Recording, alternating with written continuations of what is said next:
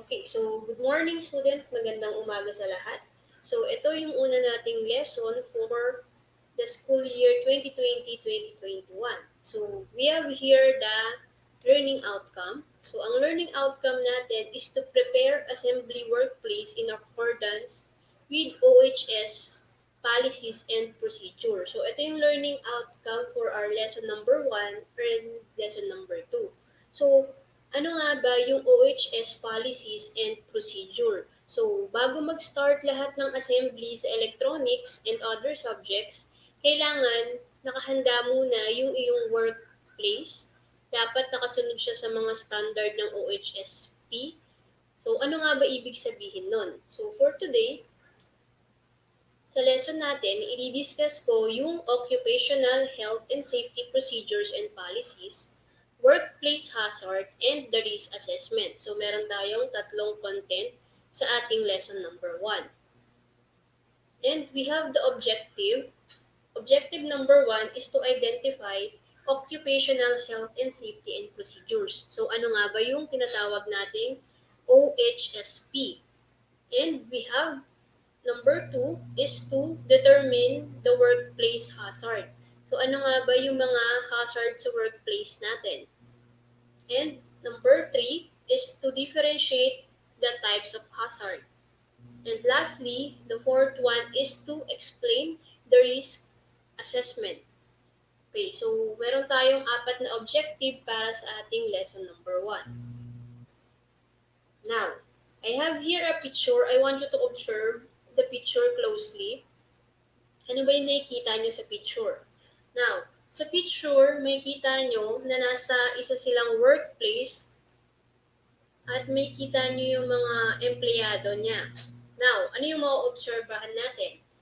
Kung maobserbahan nyo yung bawat empleyado, itong nandito sa harap, may kita nyo, nagpuputol siya ng mga woods. And yung wire niya is nakapalibot lang dyan sa gilid. And kung mapapansin nyo, meron tayong liquid sa daan. Sa sahig, sa floor. So, di ba kapag ang electricity, tapos kung may open pa yan, madikit dito sa tubig, pwede siyang mag-cause ah, ng harm dun sa tao. Pwede siyang magkaroon ng sunog or, or electric circuit. Okay? Another thing, ito namang isa na to, kung mapapansin nyo, ang nakalagay dyan na sign is hard hat area. Ibig sabihin, dapat nakasuot siya ng hard hat. Pero kung mapapansin nyo yung hard hat, ay hawak ko lang niya. Kasi meron tayo dito mga machine na pwedeng makatama sa kanilang ulo. Another thing, this one, kung mapapansin nyo, nagbubuhat siya ng container. So, yung pagbubuhat niya hindi rin tama, pwedeng magka-cause ng harm sa kanyang likod kasi mali yung pagbuhat niya. And this one, kung mapapansin ninyo, nakalagay no smoking area, pero nag-i-smoke pa din siya. And yung mga galon siguro dito is maybe gasoline, so it can be flammable. Now, kung i-assess natin itong picture na to, makikita nyo dito yung iba't ibang hazard na pwedeng magkaroon sa loob ng inyong workplace. So, pinapakita niya yung mga bagay na maaaring makasama sa bawat empleyado. That's why papasok dito yung topic natin na occupational health and safety. So ano nga ba yung occupational health and safety? Yan. Occupational health and safety standards. So ito, standard to. Standard, a set of mandatory standard which categorize all safety orders being enforced. It contains administrative requirements, general safety and health rules, technical safety regulation, and other measures to eliminate or reduce the occupational health and safety hazard in the workplace.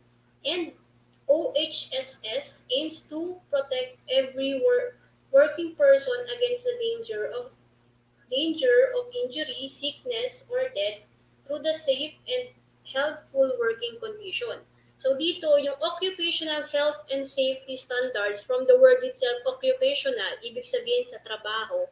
Health is yung kalusugan natin, and of course, safety, yung kaligtasan natin. So standard, ayun yung sinusunod. Ibig sabihin, bawat kumpanya, bawat workplace, meron tayong sinusunod na occupational health and safety. Para saan? Bakit may kailangan tayong sundan na standard? Kasi sabi nga dito, it's mandatory. Ibig sabihin, required siya na bawat lahat ng kumpanya is magkaroon ng occupational health and safety para din sa bawat empleyado. Why? Bakit kailangan nating magkaroon ng occupational health and safety standard? Kasi para hindi mabawasan yung productivity. Kasi once na may nagkasakit na empleyado or may namatay, of course, the productivity will be affected.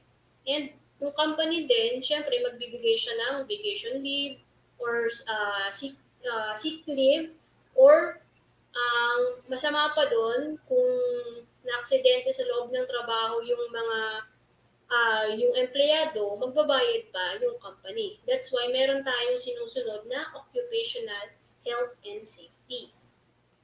Yan. Ito yung kanina ko pa sinasabi, occupational health and safety is a cross-disciplinary area concerned with the protecting the safety and health and the welfare of people engaged in work. So, ang goal nito, ang pinaka-purpose niya is to protect the workers, yung kalusugan nila at yung kaligtasan nila. Kasi nga, katulad ng sinabi ko kanina, nababawasan yung productivity ng isang company or ng isang construction site kapag nagkasakit or nasugatan yung mga empleyado niya. Hindi lang naman sa isang company, hindi lang sa construction site, kahit naman sa eskwelahan natin, meron din tayong sinusunod na occupational health and safety. Okay? So, ayun yung importance ng occupational health and safety. Ang importance niya is meron tayong sinusunod na standard para sa kaligtasan ng bawat empleyado. Okay? So, kasi nga katulad nga ng sinabi ko kanina, kapag nagkaroon ng sakit, yung isang empleyado, pwede siyang bigyan ng sick leave. So, mawawala, let's say, siya yung nakatoka dun sa isang job, tapos absent siya, so mababawasan yung productivity ng ating company. Saka, kapag yung nasugatan, let's say, na na-aksidente sa loob ng company yung empleyado, magbabayad din yung company natin. That's why meron tayong sinusunod na occupational health and safety. Or minsan tinatawag din natin itong OHSP or Occupational Health and Safety Policies. Yung mga sinusunod natin. Okay. Now, alam na natin yung mga regulation, yung standard ng OHSP. So, saan naman tayo kailangang protektahan nito? So, kasi sa workplace natin, meron din tayong workplace hazard. So, alam niyo na yung regulation about sa safety and uh, health ng ating empleyado. So, saan tayo po protektahan? Of course, sa mga hazard sa ating company. So, kung babalikan niyo yung picture kanina, may kita niyo doon na maraming hazard na example. So, ano nga ba yung hazard? So, I have here the hazard and the risk. Kasi kailangan natin i-differentiate yung dalawa. Ano ba yung pinagkaiba nila? Kasi kadalasan na pagpapalit nila yung meaning nito kasi halos parehas lang din naman sila. So, pag sinabi nating hazard, it is anything that can cause injury, illness, damage to the property or loss of material. And kapag risk naman, this is the chance of the worker being harmed by the hazard. Diba? Halos parehas lang din yung meaning niya. Pero ano yung pinagkaiba? Pag sinabi nating hazard, ito yung maaaring makasama sa'yo or mag-cause ng harm sa sarili mo. Kapag risk naman, ito yung chance mong masaktan or masaktan dahil sa hazard. Okay, so siguro magbigay ako ng example para mas malinaw. So, for example, ito sa picture natin. So, dito, sa left side, nandito yung hazard. So, sa dagat, meron siyang shark. So, ang hazard natin is yung shark. Kasi nga sabi ko kanina, yung hazard, yun yung mga bagay na pwedeng makasakit sa'yo. Mga bagay, tao, na pwedeng makasakit sa'yo. So, yun yung hazard natin. So, dito, may kita nyo sa dagat, meron siyang shark. So, ayun yung hazard natin. So, alam nyo na sa dagat, merong hazard, merong shark na pwedeng makasakit sa'yo. Pero, ano naman yung pinagkaiba nila ng risk? nag-swimming ka pa din. Ibig sabihin, tinake mo yung risk. Alam mo na merong bagay na makakasakit na sa'yo, pero tinuloy mo pa din siya. That's why, yung hazard natin, if you take the chance, tinake mo yung chance, saka siya nagiging risk. Kasi alam mo na, sabi dito, risk is a likelihood of hazard. Halos parehas lang din sila. Pero ito na yung nagkukos ng harm sa'yo. So, tinake mo yung risk. Another example, let's say sa food. Kapag bagong luto, di ba? Pag bagong luto yung pagkain, alam natin mainit. So, ang hazard natin doon yung init ng pagkain.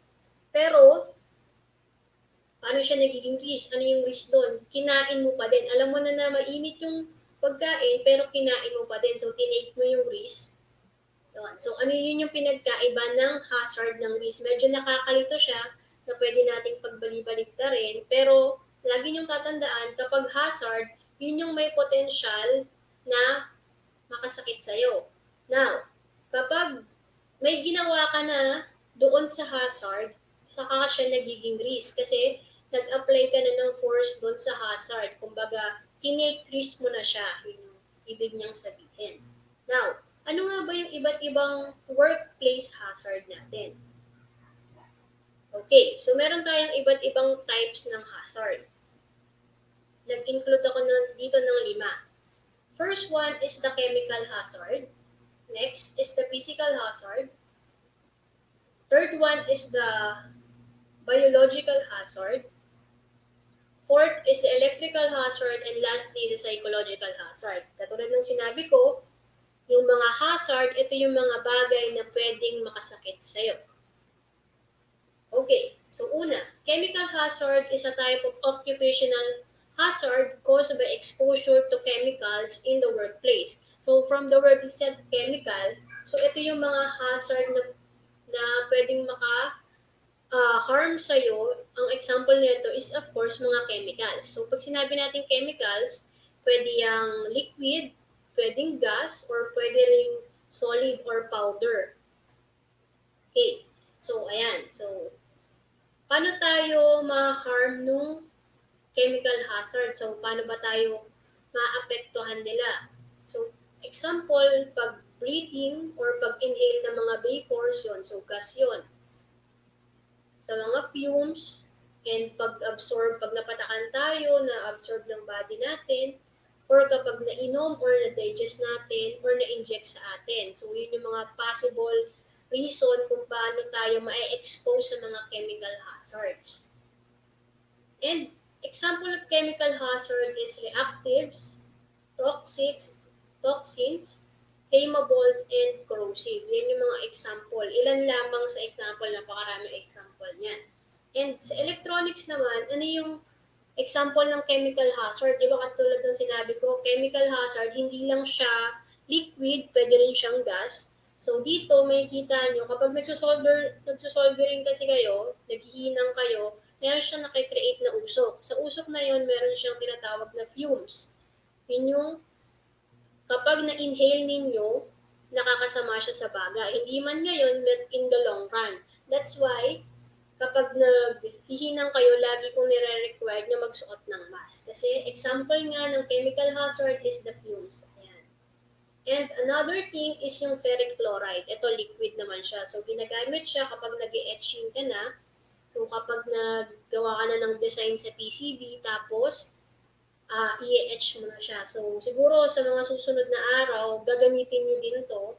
So, dapat marunong kayo at alam nyo gamitin. And paano naman natin maiiwasan yung mga chemical hazards na yun? Of course, meron tayong prevention. So, ang prevention natin sa chemical hazard, una, dapat nakaayos yung workplace ninyo, nakasort. Tapos, alam mo yung paggamit. Dapat meron din kayong proper housekeeping. Ibig sabihin, good housekeeping, maayos yung mga chemicals, nakaayos sa isang cabinet. Tapos, kapag gagamitin, mas maganda kung magsusuot kayo ng personal protective equipment or the PPE. Next hazard is the physical hazard. It is an agent, factor, or circumstance that can cause harm with or without contact. They can be classified as type of occupational hazard, or environmental hazard. Now, pag sinabi nating physical hazard, ito naman yung mga kasama niya. It can be ergonomic hazard, radiation, heat, and cold stress, vibration hazard, and the noise hazard. So, ayun yung mga iba't ibang physical hazard. So, pag sinabi natin physical hazard, pwedeng ingay, or pwedeng mga basa sa sahig na pwedeng makakos ng harm sa atin. And katulad nga ng sinasabi ko kanina, example ng physical hazard is yung noise, projectiles, heating devices, moving machinery accident, and sleeping, yung pagkadulas. Okay? Now, paano naman natin siya ipe-prevent? Katulad lang din sa chemical hazard, kailangan din, of course, maayos yung iyong workplace. Dapat meron kang good housekeeping, tapos palaging malinis. Kasi yung mga physical hazard, kadalasan yan sa environment sa workplace ninyo. So, dapat malinis yung inyong workplace para to avoid the physical hazard. And kung maglilip kayo or gagamit kayo ng mga equipment, dapat alam nyo din gamitin para iwas din sa physical hazard. Okay? Next is the biological hazard. Biological hazard or biohazard is a biological substance that possesses a threat to the health of the living organism, primarily humans. This could include a sample of microorganism, virus, or toxin that can adversely affect human health. Biohazard could also be substance harmful to other animals. So pag sinabi nating biohazard, yung mga examples niyan, yung mga microbes, plants, genetic, modified agents, or animals, or yung mga bacteria and viruses. Yun yung example ng biological hazard natin. From the word itself nga, biological. So, pwedeng galing sa halaman, galing sa animals, galing sa bacteria, and galing sa viruses. And for the prevention of the biohazard, number one dyan is to have the protection, personal protective equipment. Dapat meron kang PPE and you know how to handle those biohazard. Katulad nga ng mga nakalagay dito sa ating presentation. Okay? So, dapat meron kang PPE, alam mo i-handle, alam mo i-handle for storage and transportation. Okay? So, ayan na nakalagay dito. So, appropriate housekeeping such as disinfecting work surfaces and proper disposing of waste are also vital for minimizing the biological risk. Kasi nga minsan yung mga bacteria, di ba kapag hindi kayo malinis sa workplace ninyo, dun siya nabubuo. So sabi dito, kailangan marunong ka din magtapon ng mga waste ninyo, ng mga kalat, para hindi nagkakaroon ng mga bacteria and viruses sa ating workplace. So ayun yung ilan lamang sa preventions natin. Next is the electrical hazard. So pag sinabi natin electrical hazard, primarily nag-concern yan dun sa electrical natin, sa kuryente. So sabi dito, electrical hazard can be defined as dangerous condition where a worker could make electrical contact with energized equipment or a conductor from which the person may sustain an injury from shock, and there is a potential for worker to receive an arc flash burn, thermal burn, or blast injury. So, di ba kapag sa electrical hazard kasi, so sabi dyan dangerous kasi nga, let's say for example, live wire, pag nahawakan mo siya, let's say meron siyang 400 volts, hindi na kaya ng katawan natin. So, pwedeng mag-result sa shock. Kung shock nga lang, okay lang. Minsan kasi nagre-result din siya sa death. Kasi hindi na kayang i-contain ng katawan natin yung electric na pumapasok sa ating kuryente na pumapasok sa katawan. Okay. So, ito yung ilan lamang sa example ng hazard. So, loose or improper connection of outlets. Yung mga pagsaksak ng mga outlets, especially yung octopus wiring. Tapos, yung mga extension cord na hindi maayos. Tapos, syempre, yung number one dyan is yung live wire. Yung nakabukas lang yung wire, wala siyang insulation.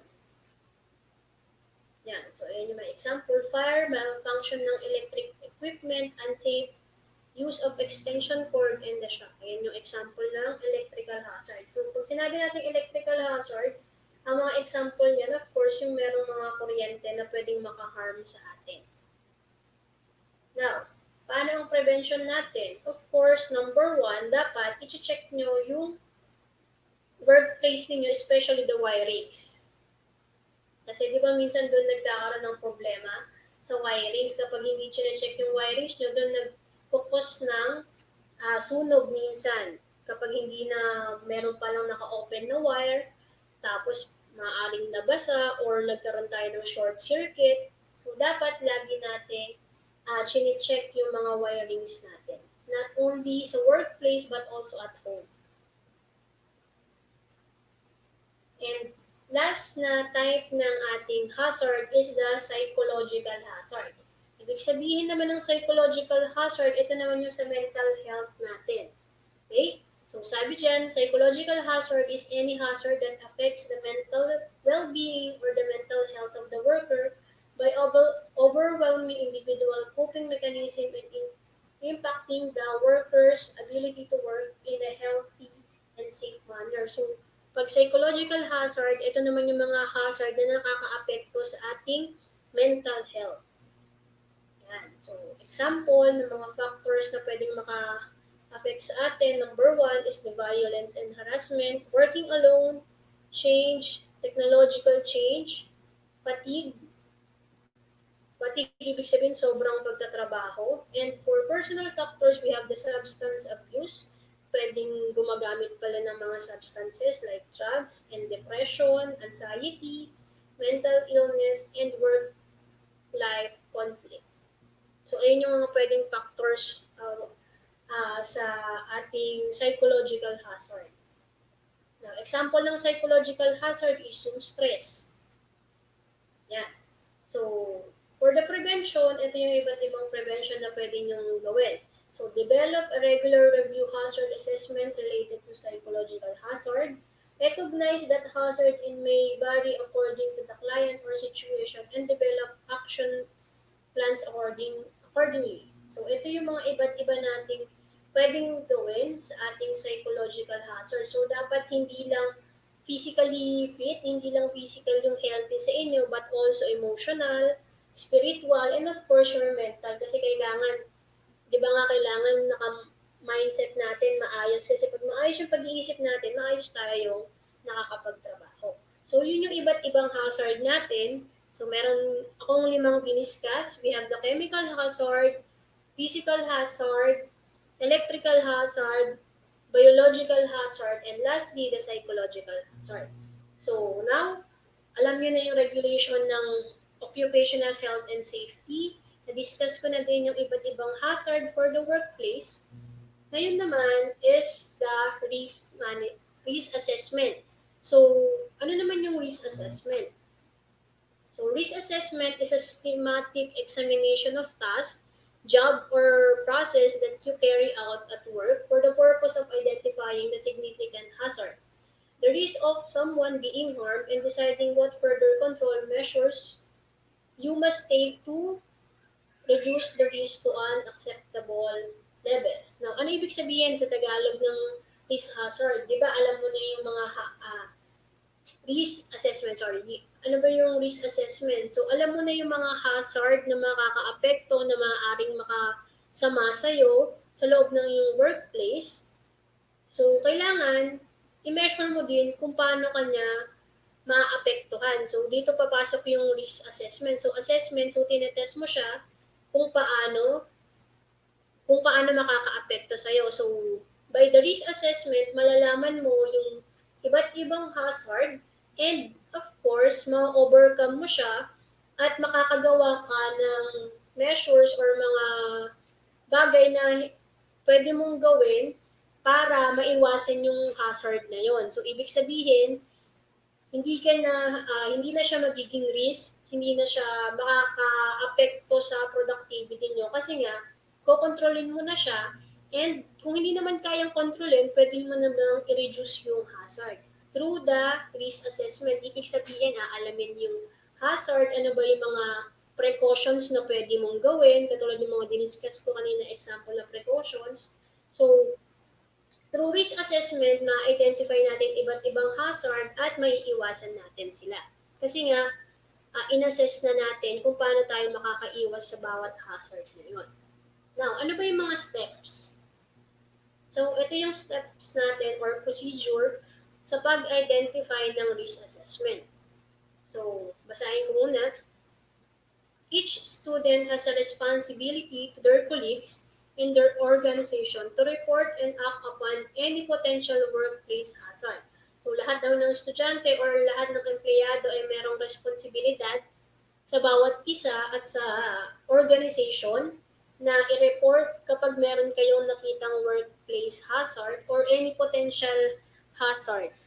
So, dapat ipagbigay alam nyo na agad kasi yun nga, yung sinabi ko kanina, ang hazard pwedeng makasakit sa atin. So, all students need to be aware of the type of hazard that are possible in their work environment. So, ayun, kaya natin dinidiscuss yung iba't ibang uri ng hazard para alam ninyo. And kapag na-identify nyo na yung hazard, alam nyo na kung paano siya iiwasan at malalaman nyo na ano ba yung mga pwede nating prevention. Okay, so ano yung step or procedure sa pag-identify o pag-determine ng risk assessment? Una, kailangan ma-identify yung hazard and risk. Ano ba yung mga makakasama sa atin? And clear the area close to the hazard. So, let's say for example, merong hazard area, so lagyan nyo ng limit or ng siguro barrier para may ayos yung hazard na yon. So, partition of the hazard off or clearly identify the area to protect other people. So, di ba kadalasan kapag may hazard, kino-close nila yon. Let's say, for example, kapag sa daan, pag may ginagawang daan, di ba? Kapag may butas yung daan, nilalagyan na nila ng harang para wala nang nasaktan doon or maaksidente. Katulad nga nung sinabi dito, pwedeng i-close or pwedeng yung i-identify para makaiwas na yung tao.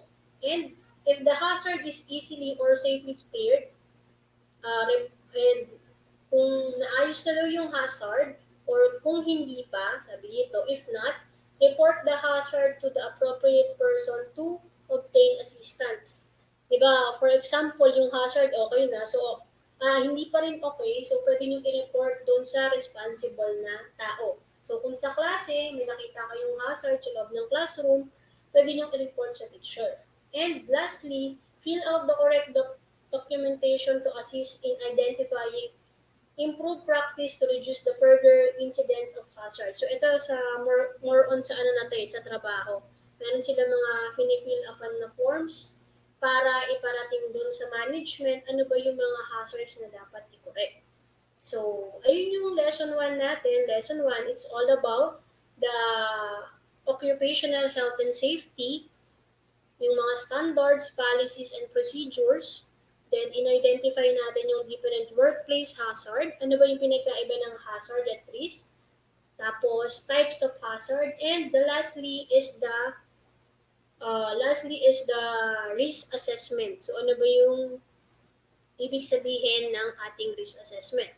So, ayan. So, that will be your lesson number 1. So, after watching this video, I want you to accomplish your lesson number 1 activity. So, may kita niyo dyan, meron naman tayong iba't ibang, meron naman akong nilagay na instruction sa inyong activity. Kailangan nyo lang sagutan yung Google Form.